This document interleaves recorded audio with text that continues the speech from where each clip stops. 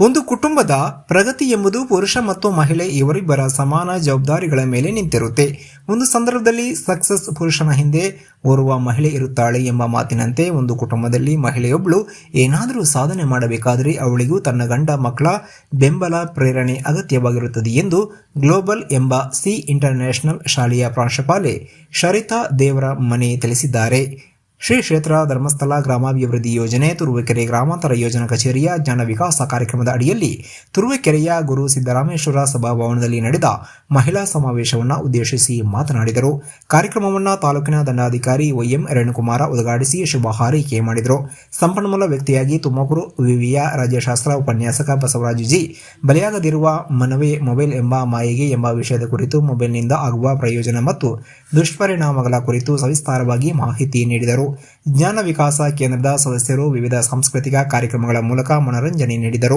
ಇನ್ನು ಈ ಸಭೆಯಲ್ಲಿ ಜಿಲ್ಲಾ ನಿರ್ದೇಶಕಿ ದಯಾಶೀಲ, ಬೆಂಗಳೂರು ಪ್ರಾದೇಶಿಕ ವಿಭಾಗದ ಯೋಜನಾಧಿಕಾರಿ ಸಂಧ್ಯಾ ಶೆಟ್ಟಿ, ತಾಲೂಕು ಯೋಜನಾಧಿಕಾರಿಯಾಗಿ ಅನಿತಾ ಶೆಟ್ಟಿ, ಸಮನ್ವಯ ಅಧಿಕಾರಿ ಲಾವಣ್ಯ, ಜಿಲ್ಲಾ ಜನಜಾಗೃತಿ ವೇದಿಕೆಯ ಸದಸ್ಯರು ಉಪನ್ಯಾಸಕರು ಆದ ರೂಪಶ್ರೀ ವಿಶ್ವನಾಥ, ಮೇಲ್ವಿಚಾರಕರಾದ ಪ್ರೇಮ ಸೇರಿದಂತೆ ಇತರ ಮಂದಿ ಹಾಜರಿದ್ದರು.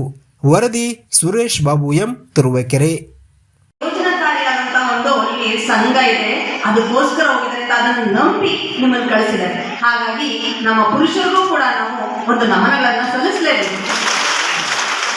ಯಾಕೆಂದ್ರೆ ನಾನು ಒಂದು ಮಹಿಳೆ, ನಾನು ಒಂದು ಸ್ಕೂಲಿನ ಸೆಕ್ರೆಟರಿ, ಪ್ರಾಂಶುಪಾಲೆ ಆಗಿದ್ರು ಕೂಡ ಅಲ್ಲಿ ಪುರುಷನ ಸಪೋರ್ಟ್ ಇಲ್ಲ ಅಂದ್ರೆ ಏನೂ ಮಾಡಕ್ ಸಾಧ್ಯ ಇಲ್ಲ. ಹಾಗೇನೆ ವೀರೇಂದ್ರ ಹೆಗಡೆಯವರು ಇಂಥ ಒಂದು ಸಂಘನ ಕಟ್ಟಿದ್ದಾರೆ, ಹೇಮಾವತಿಯವರು ಕಟ್ಟಿದ್ದಾರೆ ಅಂದ್ರೆ ಅವರಿಗೆ ಒಂದು ದೊಡ್ಡದಾದ ಚಪ್ಪಾಳೆ ಬರಲೇಬೇಕು. ಸರ್ ಇಷ್ಟ ತನಕ ಬಸವರಾಜ್ ಸರ್ ಮಾತಾಡಿದ್ರು, ಮೊಬೈಲ್ನ ಬಳಕೆ ಮಾಡೋದು ಎಷ್ಟು ಪ್ರಯೋಜನಕಾರಿನೋ ಅಷ್ಟೇ ಅದರಿಂದ ನಮಗೆ ದುರುಪಯೋಗ ಕೂಡ ಆಗಿದೆ ಅಂತ. ಸೊ ನಮ್ಮ ಸ್ಕೂಲ್ಗೂ ಬರ್ತಾರೆ, ಪೇರೆಂಟ್ಸ್ ಬರ್ತಾರೆ, ಮೇಡಮ್ ಮನೆಯಲ್ಲಿ ಮಾತೇ ಕೇಳಲ್ಲ, ಯಾವಾಗ ನೋಡಿದ್ರು ಮೊಬೈಲು ಮೊಬೈಲು ಮೊಬೈಲು ಅಂತಾರೆ. ಅದಕ್ಕೆ ನನ್ನದೊಂದು ಉತ್ತರ ಇದೆ. ಯಾಕೆ ಮಕ್ಕಳು ಮೊಬೈಲ್ ನೋಡ್ತಾರೆ ಅಂದರೆ ಫಸ್ಟ್ ನಾವು ನೋಡೋದು ಬಿಡಬೇಕು ಅಲ್ವಾ? ಮಹಿಳೆಯರು ನಾವು ಏನು ಮಾಡ್ತೀವಿ ಅಂದರೆ ಒಂದು ಆ ಕೆಲಸ ಆಗಬೇಕು ಅಂದರೆ ಮೊಬೈಲ್ ಕೊಟ್ಬಿಟ್ಟು ಕುತ್ಕೊಂಡ್ಬಿಡೋದು. ನಮ್ಗೆ ಯಾವ ಫ್ರೆಂಡ್ಸ್ ಬರ್ತಾರೆ ಅಂದರೆ ಮೊಬೈಲ್ ಕೊಟ್ಬಿಟ್ರೆ ಮುಗೀತು, ಮಕ್ಕಳು ನಮ್ಮ ಹತ್ರಕ್ಕೆ ಬರಲ್ಲ. ಅದನ್ನು ನಾವು ಅವ್ರಿಗೆ ಅಡಾಪ್ಟ್ ಮಾಡಿರ್ತೀವಿ. ಇಲ್ಲ ಮಕ್ಕಳು ಓದೋ ಟೈಮಲ್ಲಿ ನಾವು ವಾಟ್ಸಪ್ಪು ಸ್ಟೇಟಸ್ನ ನೋಡ್ಕೊಂಡು ಕುತ್ಕೊಂಡ್ರೆ ಮಕ್ಳು ಇನ್ನೇನು ಮಾಡ್ತಾರೆ? ಮೊಬೈಲೇ ನೋಡೋದು. ಫಸ್ಟ್ ಯಾರಿಗೆ ಬೇಕು ತಿಳುವಳಿಕೆ? ನಮಗೆ ಬೇಕು. ಆ ತಿಳುವಳಿಕೆನ ನಾವು ಮಾಡ್ಕೊಳ್ಬೇಕು. ಅದನ್ನು ಸಂಪೂರ್ಣ ಮಾಹಿತಿನ ಸರ್ ಕೊಟ್ಟಿದ್ದಾರೆ. ಅಂತಹ ಒಂದು ಸ್ಪೀಚ್ನ ಹೆಂಗ್ ಕೇಳಿದ್ರೆ ನಿಜವಾಗ್ಲೂ ಮಹಿಳೆಯರು ಅಂದ್ರೆ ಸಾಕು ಎಲ್ಲರೂ ಮಾತಾಡ್ತಾರೆ. ಆದ್ರೆ ಇವತ್ತು ನಾನು ಅಬ್ಸರ್ವ್ ಮಾಡಿದ್ದು ಎಷ್ಟು ಪಿನ್ ಡ್ರಾಪ್ ಸೈಲೆನ್ಸ್ ಇತ್ತು ಅಂದ್ರೆ ನಿಜವಾಗ್ಲೂ we are grateful to us. ನಮಗೆ ನಾವೇನೆ ಹೆಂಗ್ ತಟ್ಕೋಬೇಕು. ಒಂದು ಚೂರು ಹಂಚ್ಕೊಳ್ಳೋದಕ್ಕೆ ಈ ಮಾಯಾಪಟ್ಟಿಗೆ ನಮಗೆ ಅನುಕೂಲ ಆಗಿಲ್ವಾ ಅಂತ ಹೇಳಿದ್ರೆ ಖಂಡಿತ ಅನುಕೂಲ, ಬಹಳ ಅನುಕೂಲ.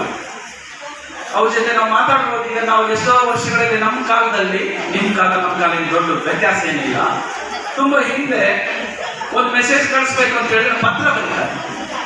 ಪತ್ರನ ನಾನು ತಗೊಂಡು ಅದು ಬರೆಯೋದಕ್ಕೆ ಒಂದು ದಿನ, ಅದನ್ನು ಪೋಸ್ಟ್ ಮಾಡೋದಕ್ಕೆ ಒಂದು ದಿನ, ಅದು ತಲುಪೋದಕ್ಕೆ 5 ದಿನ, ಅದು ತಲುಪಿದ ಮೇಲೆ ಅವ್ರಿಗೆ ಕೈ ಕೊಡೋದಕ್ಕೆ ಒಂದು ದಿನ, 8 ದಿನಕ್ಕೆ ಒಂದು ಮೆಸೇಜ್ ಹೋಗ್ತಾ ಇದೆ. ನಾನು ಕ್ಷೇಮ, ನೀವು ಕ್ಷೇಮವೇ, ನಮ್ಗೆ ಎಷ್ಟು ದುಡ್ಡು ಕಳಿಸ್ಕೊಡಿ.